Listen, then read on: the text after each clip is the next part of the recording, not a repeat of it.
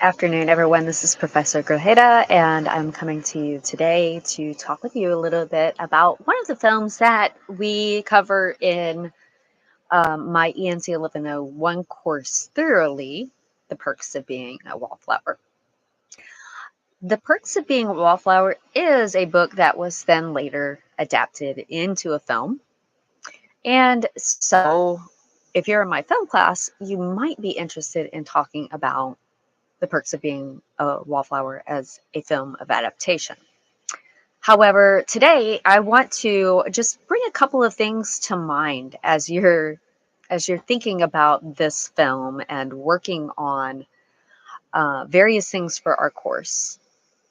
So, this is a coming of age story. It is a story that should come with some warnings about its attempt to address suicidal ideation, as well as its attempts to understand and detail and show the navigation of complicated relationships in high school. Especially in, that high school is a space where we are generally, as a human population within the United States, all categorized and evaluated. We can look back to previous films such as The Breakfast Club and also, a lot of the John Hughes films, but primarily the two that come to mind are Breakfast Club and Pretty in Pink. And Pretty in Pink is one of the places where we definitely have that kind of wallflower situation coming up. So one of the first things that we would want to think about in terms of the film itself, Perks of Being a Wallflower, or the novel, is what exactly does being a wallflower mean?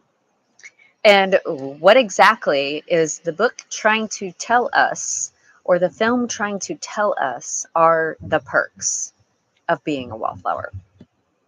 So, uno momento. Hold on.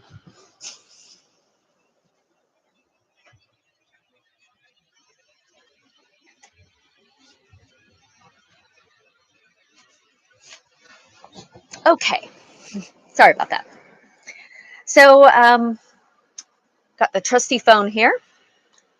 And we are going to, first thing, look up what the definition of wallflower is. And this is one of the things that will be very helpful to you as you're going forward in our class to gather an understanding of whatever terms you're needing to become familiar with in order to analyze something for our class. One of the ways of opening up an introduction paragraph is by providing that definition and by situating that definition within the topic of your study. In this case, it's going to be, we're talking about the film. In another case, of course, we could talk about the book, or we could talk about both together. We could also talk about the historical meaning of a wallflower. So that would be one way of opening a paragraph, an introduction paragraph. It just really depends on what we're looking at. So according to the Merriam-Webster dictionary, a wallflower is a person who, from shyness or unpopularity, remains on the sidelines of a social activity, such as a dance. It also means a shy or reserved person. And it's any of the several old world perennial herbs of the mustard family, which is something I didn't know, gotta say. It's also any of the related genus of herbs with showy flowers. Also, I didn't know.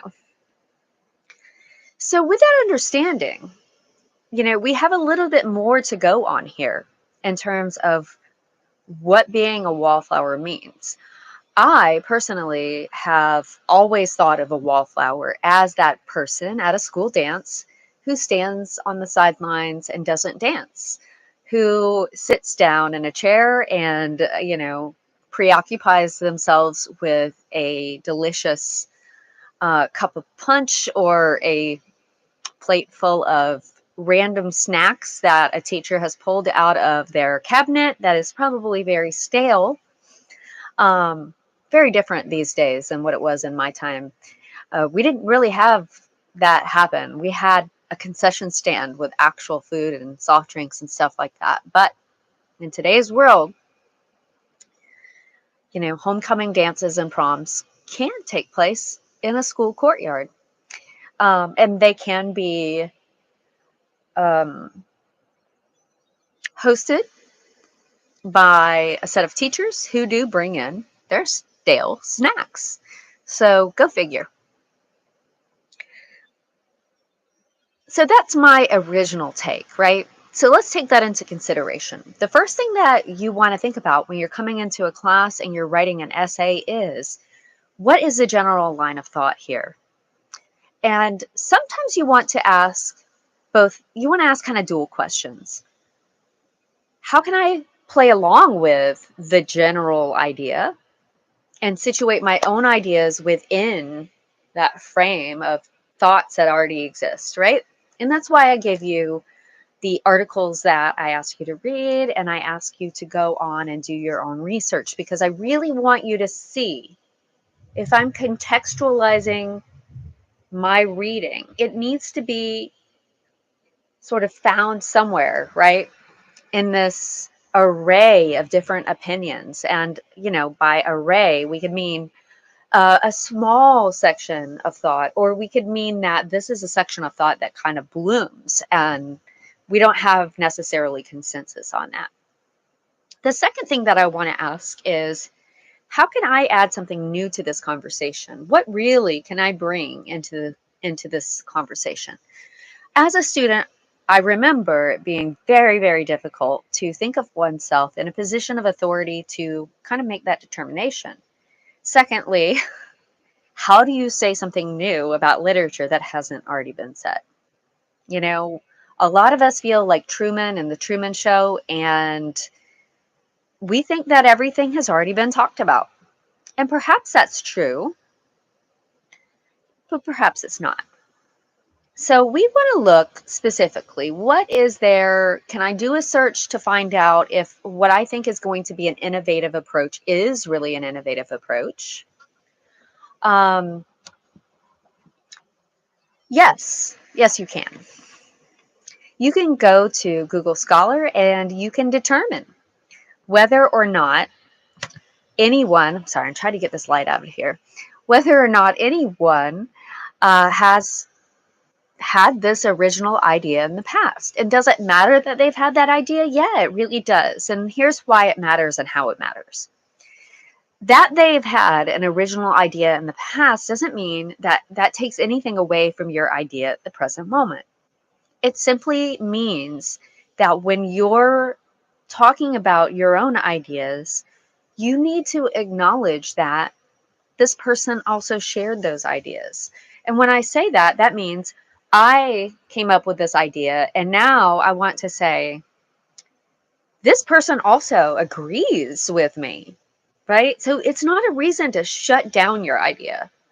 It's a reason to say, hey, I may not be an expert, but look, right? Okay, and the second thing, let's take it a different direction. And let's say that no one has really, you can't find anything on that. You probably want to acknowledge that someone out there may have had that idea. This is a coming of age story. And while you may be writing about the perks of being a wallflower, the ideas that are coming from this coming of age story are ideas that date back probably thousands of years, but way back to ancient lore, to previous novels in earlier centuries, to real life situations and history. All of our ideas come from culture. Um, Whether or not that's a religious culture, a familial culture, a school culture, a social culture, a neighborhood culture, it doesn't really have to come from one or the other. It comes from the collection of cultures that we've experienced in our lives. So when you're writing about something, definitely take that into consideration, that you could be looking at it from different cultural perspectives. When you are looking at something from different cultural perspectives, you want to say, this is my situatedness, this is my contextualization, this is where I'm coming from. So, for instance, if I were going to be talking about the perks of being a wallflower, one of the things that I would talk about is its lack of diversity in terms of race and ethnicity. It really kind of follows the general trend of coming of age movies, and it doesn't really stray from the visibility um, of whiteness on screen. You know, it's very different than, say, another coming of age film like, let's see, Gangster's Paradise, right? If you don't know the movie, just Google it, you'll see. Or To Serve with Love. So we could ask this, this is a different approach. And the reason I bring this up is because my situatedness is that I did grow up in a predominantly um, Caucasian school. However, I did not grow up in a dominantly Caucasian neighborhood. I grew up in a very different neighborhood culture. And so my culture in my neighborhood did not match my culture at my school, both in terms of race and class. Um, at the same time, my family of origin did for some time match the culture of my school in terms of race, but not in terms of class. And so you could see that my relationship with my schooling experience and my own story of how I came of age is going to be different and coming from a different place than what I might see in Perks of Being a Wallflower. And from that, I can talk about the thoughts that I have in relation to Perks of Being a Wallflower, and you can understand that the reason that I say these things is because I grew up in a predominantly African American neighborhood, and I was also I grew up in a very poor family, and eventually my family became a biracial family, and um, eventually I married into a family with Mexican and Italian origins. Um, my family of origin on my mom's side was from the South. My family of origin on my dad's side was from New York. Um, and, you know, the list can go on and on. So we don't want to go all into detail about things that don't really matter to the film. We really only want to pull our situatedness out when we're talking about how it is that we're reading a film and what's really important to our background and explaining why we think what we think. And that is the very definition of analysis, to explain in your essay why you think what you think. So, as you're moving forward, these are some ideas to have and to keep in the forefront of your mind as you're writing. So, what are some particular things that you could think about Perks of Being a Wallflower that go beyond these basic situatedness related topics? And they don't really go beyond, don't get me wrong on that. They just go beyond in the sense that we are used to talking about culture in this way, where we talk about race or ethnicity or gender, sexuality, or things like that. And that is totally okay if that's something that interests you. But there are other things to consider too. Like, for instance, what parts of the Perks of Being a Wallflower really give us an idea of the historical situatedness of the film and the book and the narrative.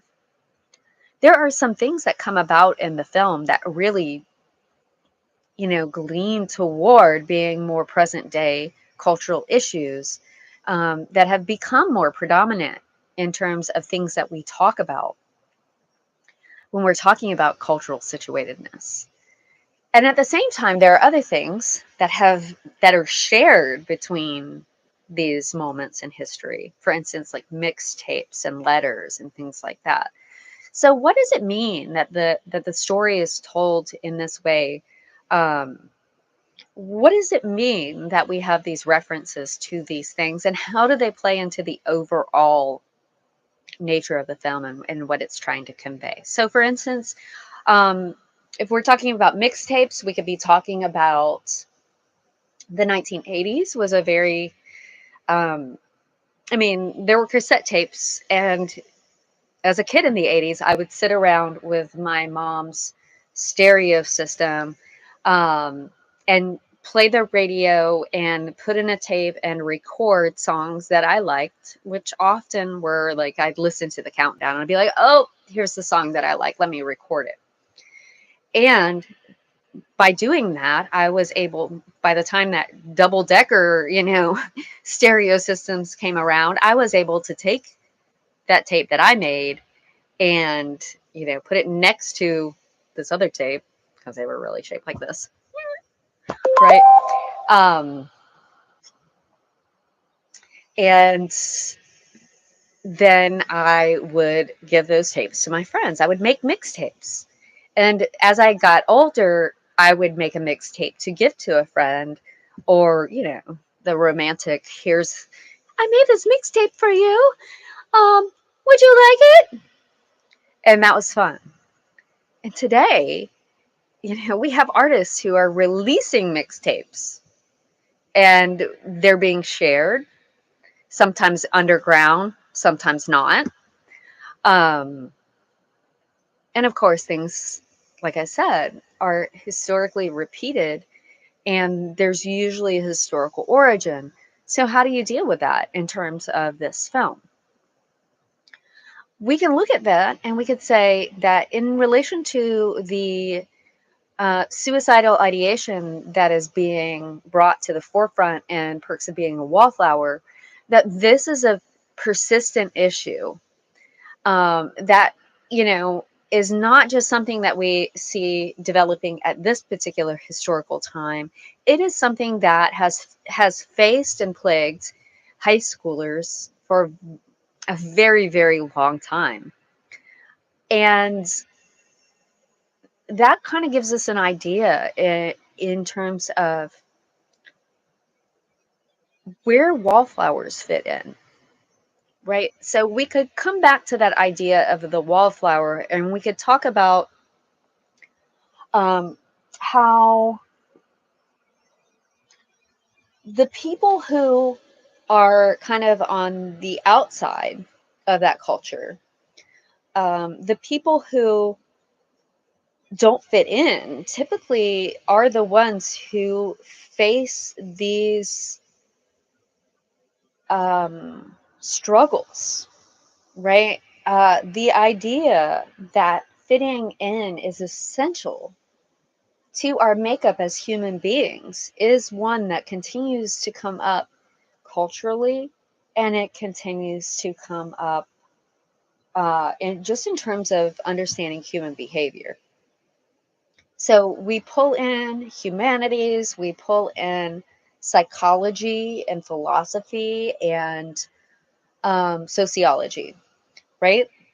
So now I've got yet more avenues upon to go upon my exploration.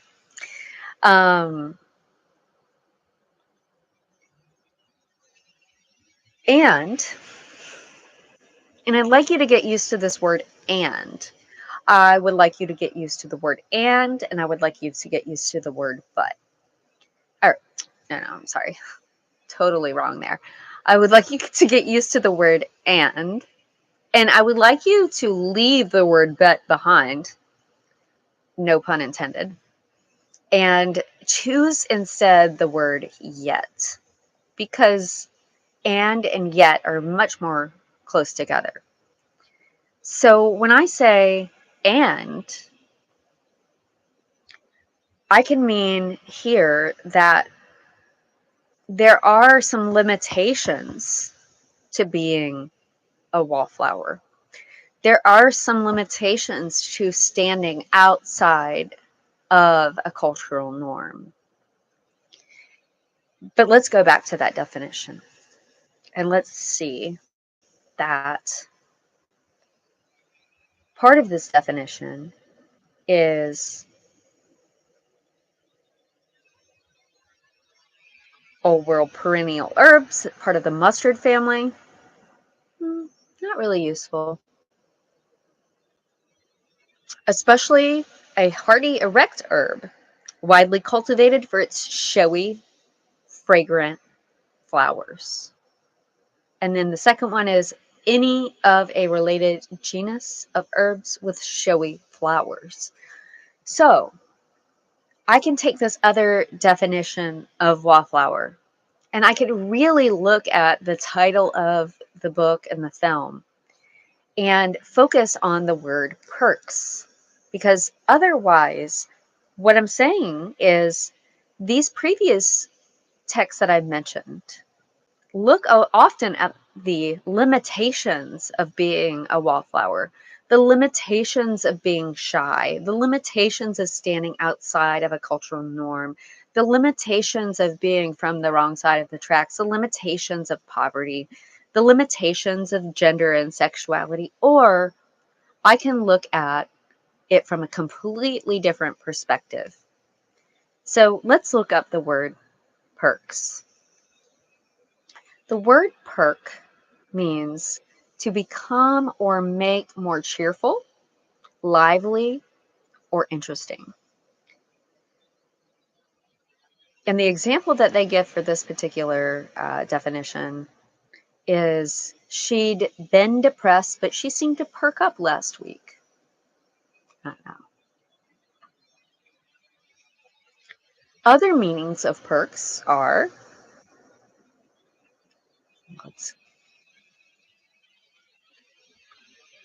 this time I'm going to Cambridge Dictionary. Notice it's always important to just tell where you're getting your information from.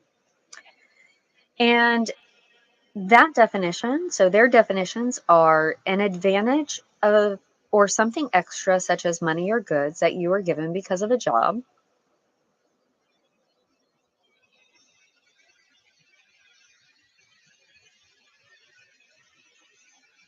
I wonder why it's not letting me.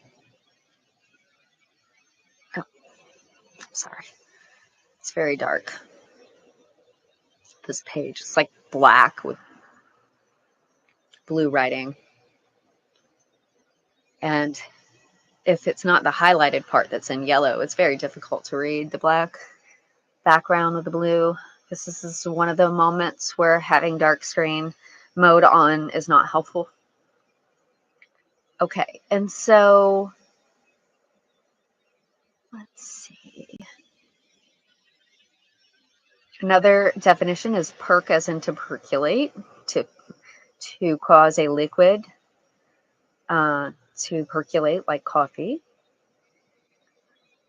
Okay, and another definition, noun, is a special advantage or benefit in addition to what you are already given, right? The perks, like the perks of a job.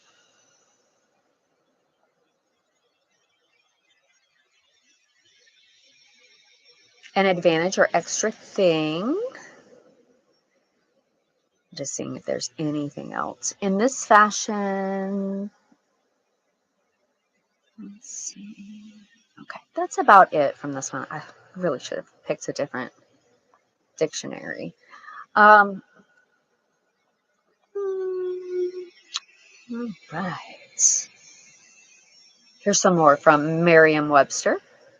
To thrust up the head, stretch out the neck, or carry the body, carry the body in a bold or insolent manner, to stick up or out jauntily, to gain in vigor or cheerfulness, especially after a period of weakness or depression, to make smart or spruce up in appearance, to thrust up quickly or impudently, um, And I think that's about it from that dictionary. So, what we can see from these other definitions of the word perk is that we can examine the ways in which these characters really do come of age, really do come into their own, really do stand out. And in this way, standing out no longer signifies in that same negative way, in that limitation way. We get a completely different point of view. And when we look at that in relation to the word wallflower, where wallflower means vibrant and bright, to be, to be standing out like a flower in a garden, of otherwise green color, amidst the grass. Think about that, like dandelion that shoots up out of the grass, and how we all want to go pluck it and blow it all away. Or think about any kind of flower. We all want to pick it and hold it and examine it and put it in a vase. So I could take all these things and then apply it to the movie. Where do I see that? Where do I see that in the film? Or where do I see that in the book? And what does it mean? It means perhaps that the film and the book are trying to address the fact that we look so negatively upon difference in our society as something that we want to smash or get rid of or put in a cabinet to, gaze at and adore, but never to become or to accept. And in this film, this book, we are being encouraged to do exactly the opposite. It takes a while. It's very hard to overcome. It's very difficult for people in that situation to perk up, right? So, these are some things that I would like you to consider. And how might we go about doing that? We might be making friends by making mixtapes and writing letters, right? So, let me see. Let me go back to my notes here and see if there's anything else that I wanted to highlight. I really do believe I think I think that's all I really wanted to highlight in relation to perks of being a wallflower. And hopefully this helps you to start thinking about how you will go about writing about text in our classes, in my classes, and in your other classes, how you'll go about writing and pulling things out and analyzing them in that way. And hopefully this gives you a good example of what that means to come at something and think intuitively, to think analytically about it, even if it's something simple as a teenage, book, a young adult novel, or a teen flick. Thanks for tuning in. And if you're in my classes, be a great idea to like and subscribe, but you don't have to.